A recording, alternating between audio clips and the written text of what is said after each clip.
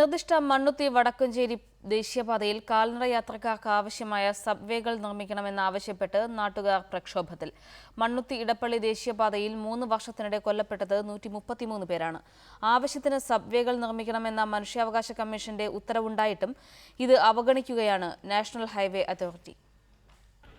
മണ്ണുത്തി മുല്ലക്കരയിലെ ഈ സമരം കാൽനട യാത്രക്കാരുടെ അവകാശ സംരക്ഷണത്തിന് വേണ്ടിയാണ്.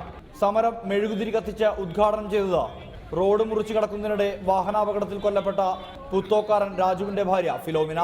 സാക്ഷികളായത് ചുങ്കപ്പാത മുറിച്ചു കടക്കുന്നതിനിടെ വാഹനാപകടങ്ങളിൽ കൊല്ലപ്പെട്ടവരുടെ ഉറ്റവർ. മണ്ണുത്തി ഇടപ്പള്ളി ദേശീയപാതയുടെ നിർമ്മാണ ഘട്ടത്തിലെ സബ്വേകൾ എന്ന ആവശ്യം നാട്ടുകാർ ഉന്നയിച്ചിരുന്നു. എന്നാൽ നിർമ്മാണ ചെലവ് കൂടുമെന്ന് പറഞ്ഞ് നാഷണൽ ഹൈവേ അതോറിറ്റി ഇത് തള്ളി. ഫലത്തിൽ 3 വർഷത്തിനിടെ ദേശീയപാതയിൽ ബലിയർപ്പിക്കേണ്ടി വന്നത് 133 ജീവിതങ്ങൾ.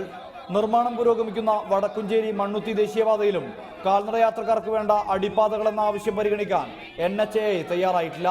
ഈ പശ്ചാത്തലത്തിലാണ് ജനങ്ങൾ സമരരംഗത്തേക്ക് ഇറങ്ങിയത്. മണ്ണുത്തി വടക്കഞ്ചേരി ആറുവരിപ്പാതയിൽ ഒരുപാട് 6 വർഷത്തെ മനുഷ്യരുടെ ആവശ്യമാണ് സുരക്ഷിതമായി ഇടമുറിയാൻ സബ്വേ നിർമ്മിക്കണമെന്ന്.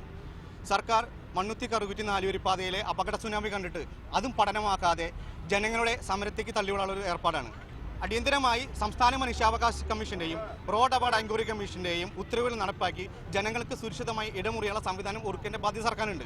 അത് ചെയ്തു കൊടുക്കുക, അതാണ് ഞങ്ങളുടെ ആവശ്യം. മനുഷ്യാവകാശ കമ്മീഷനും റോഡ് അപകട അന്വേഷണ കമ്മീഷനും അടിപ്പാതകൾ നിർമ്മിക്കാനുള്ള നിർദ്ദേശം നൽകിയിട്ടും അവഗണിക്കുകയാണ് national highway authority of India. ഈ സാഹചര്യത്തിൽ സമരം ശക്തമാക്കാനാണ് നാട്ടുകാരുടെ നീക്കം. റിപ്പോർട്ടർ, തൃശൂർ.